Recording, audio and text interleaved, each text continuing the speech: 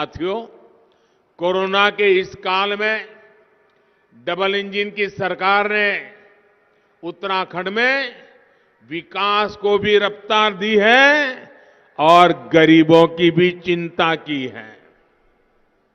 इतना बड़ा संकट आया, 100 साल की सबसे बड़ी वैश्विक महामारी आई, लेकिन यहां के तराई के क्षेत्र से लेकर पहाड़ों पर बसे गांवों तक हमारी सरकार ने किसी भी गरीब को भूखे नहीं सोने दिया। हमने चिंता की कि गरीब के घर का चूल्हा जलते रहना चाहिए। प्रधानमंत्री गरीब कल्याण योजना के जरिए आज भी हर गरीब को मुफ्त राशन दिया जा रहा है।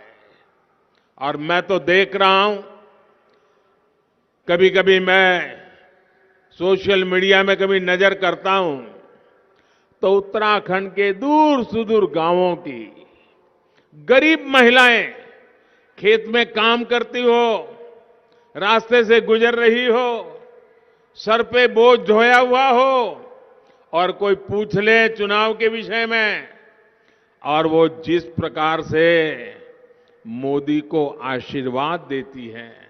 मैंने अभी तो एक मां की वीडियो देखी, वो वीडियो मेरे दिल को छू गई। उत्तराखंड के किसी दूर सुदूर गांव से वो मां बोल रही थी, यहां की लोकल भाषा में वो बोल रही थी। उसने कहा कि हमने हमारे बच्चों को 9 महीना हमारे पेट में पाला, बड़े होकर वो अपने अपने में खो गए, लेकिन ये मोदी है जो हमें हमारी चिंता करता है। हमारा बेटा सच्चा अगर कोई है, वो मां कह रही है कि अगर मेरा कोई सच्चा बेटा है तो वो मोदी है। भाइयों बहनों, माताओं बहनों के इतने आशीर्वाद, माता बहनों का इतना बड़ा सामर्थ्य अगर आज मोदी के साथ खड़ा है तो मोदी जी जान से माताओं बहनों के कल्याण के लिए, उत्तराखंड के कल्याण के लिए, उत्तराखंड के नौजवानों के कल्याण के लिए कभी पीछे नहीं हटेगा। भाइयों बहनों, कोरोना के कारण पर्यटन प्रभावित होने की वजह से जिन लोगों पर असर पड़ा था, उनके लिए भी धामी जी की सरकार ने आर्थिक सहायता भी जारी की। आज गरीब मजदूर ये कह रहा है, महिलाएं कह रही है, अगर कांग्रेस के शासनकाल में ऐसी महामारी आती तो न जाने क्या होता। मैं भी आपसे पूछता हूं, ये मुफ्त राशन क्या पहले की सरकार होती तो ये मुफ्त राशन आप तक पहुंचता क्या? पहुंचता क्या? पहुंचता क्या? कहीं और बिक जाता कि नहीं बिक जाता? घोटाला करते कि नहीं करते? उत्तराखंड की बहनों को जो मुफ्त सिलेंडर मिले, आप कल्पना कर सकते हैं आजादी के इतने साल के बाद भी क्या वो रहते तो आपको ये पहुंचता क्या? पहुंचता क्या? उत्तराखंड की लाखों बहनों के बैंक खाते में जो रुपये भेजे गए, क्या ये कांग्रेस के लोग होते तो बैंक के खाते खुलते क्या? खुलते क्या? ये खातों में पैसे आते क्या? ये पैसे आपके काम आते क्या? भाइयों बहनों, सरकार के खजाने से निकल जाता, आप तक नहीं पहुंचता, कहीं बाहर चला जाता। उत्तराखंड के हजारों किसानों के बैंक खाते में आज साल में 3 बार भारत सरकार की तरफ से सीधे पैसे पहुंच रहे हैं।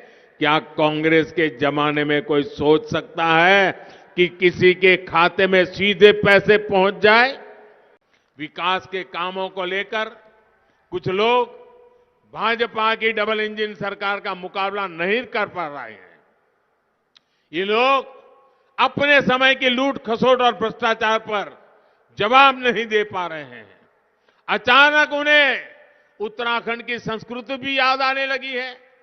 जिन लोगों को देश की विरासत कभी समझ नहीं आई, जिन लोगों ने कभी मां भारती की रक्षा के लिए मरने मिटने वालों का सम्मान नहीं किया, वो आज संस्कृति की बातें कर रहे हैं। अरे इतने सालों तक राज किया, मेरे इस क्षेत्र में लाखों बंगाली परिवार रहते हैं। बंगाली परिवारों ने जिंदगी अपनी यहां लगा दी है। लेकिन देखिए, हिंदुस्तान के लोग भी ये सुनकर के हैरान हो जाएंगे। आजादी के बाद से लेकर के हमारे बंगाली भाई बहन यहां रहते हैं, लेकिन उनके पहचान पत्र में एक लिखा हुआ रहता था, पूर्वी पाकिस्तान, पूर्वी पाकिस्तान। आजादी के इतने सालों के बाद भी मेरे बंगाली भाई, उनको मैं मां भारती का बेटा हूं, ये हक पाने के लिए लड़ते रहना पड़ा।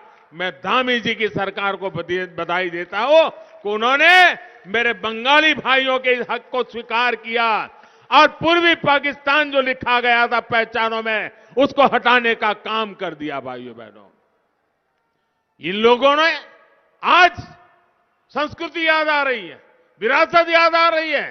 अरे जरा देखो, हमारे गुरुओं ने हमें कितनी बड़ी शिक्षा दी है। गुरु गोविंद सिंह जी ने आदर्शों के लिए, मूल्यों के लिए कितना बड़ा बलिदान दिया। वीर साहिबजादों का बलिदान हिंदुस्तान के बच्चों बच्चों को आने वाली सदियों तक प्रेरणा देने की ताकत रखता है, लेकिन उसे भी भुला दिया गया। उन्हें वीर साहिबजादों का बलिदान भी कभी नजर नहीं आया। ये भाजपा की ही सरकार है जिसने 26 दिसंबर को वीर बाल दिवस घोषित किया है।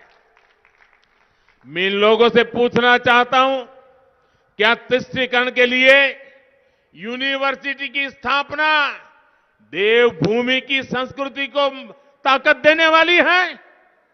क्या मां गंगा का अपमान, देवभूमि की संस्कृति का अपमान, क्या आप लोग सहन करेंगे? ये अपमान सहन करेंगे? आप देखिए, इसी धरती के संतान, और यहां तो कोई घर ऐसा नहीं है जहां का कोई न कोई परिवारजन फौज के अंदर देश के लिए मर मिटने के लिए तैयार न हो।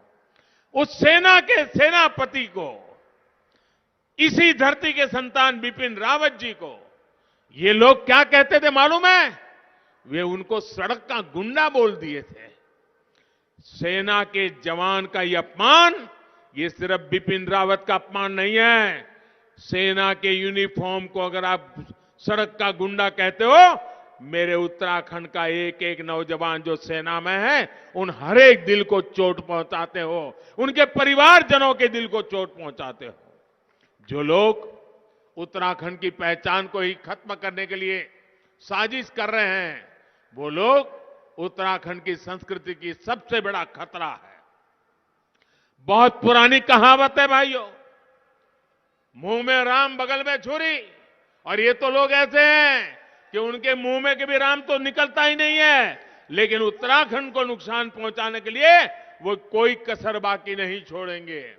और अपने अभी सुना होगा, ये कांग्रेस ये अब भारत को भी राष्ट्र मानने के लिए तैयार नहीं है। बताइए, आप मुझे बताइए, उत्तराखंड की इस वीर धरती के घर घर से सेना में नौजवान जाते हैं, देश की हिफाजत के लिए जाते हैं, देश के लिए मर मिटने के लिए जाते हैं।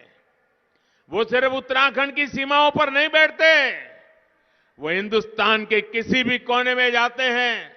नॉर्थ ईस्ट हो गया तो उसके वहां दिखेंगे, जम्मू कश्मीर देखो तो वहां दिखेंगे, लेह लद्दाख देखो तो वहां दिखोगे, गहरे समंदर में देखोगे तो मेरे उत्तराखंड के नौजवान दिखेंगे।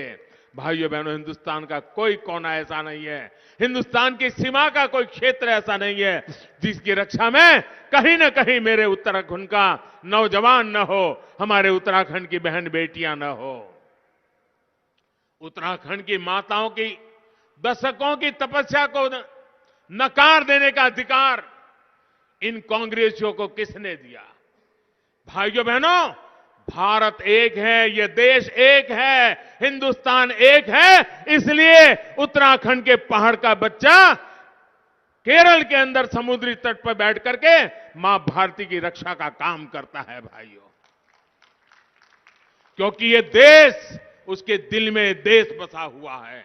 और कांग्रेस वाले कहते हैं राष्ट्र है ही नहीं। जो लोग भारत को राष्ट्र ही नहीं मानते हो, राष्ट्र की भावना का अपमान करते हो, राष्ट्र के लिए शहीद होने वाले वीरों का अपमान करते हो, वो लोग उत्तराखंड को तबाह करने के इरादे से यहां आए हैं। उत्तराखंड की सेवा तो आप तभी कर पाएंगे जब आप में इस धरती के लिए आस्था हो। ये आस्था भाजपा को है। ये धरती हमारे ऋषि मुनियों की धरती है। हमने अपने दृष्टि पत्र में कहा है कि भाजपा सरकार देवभूमि उत्तराखंड के देवत्व की रक्षा करेगी। मैं उत्तराखंड के हर विरोधी को डंके की चोट पर कह रहा हूं, उत्तराखंड के देवत्व के साथ हम कोई खिलवाड़ नहीं होने देंगे।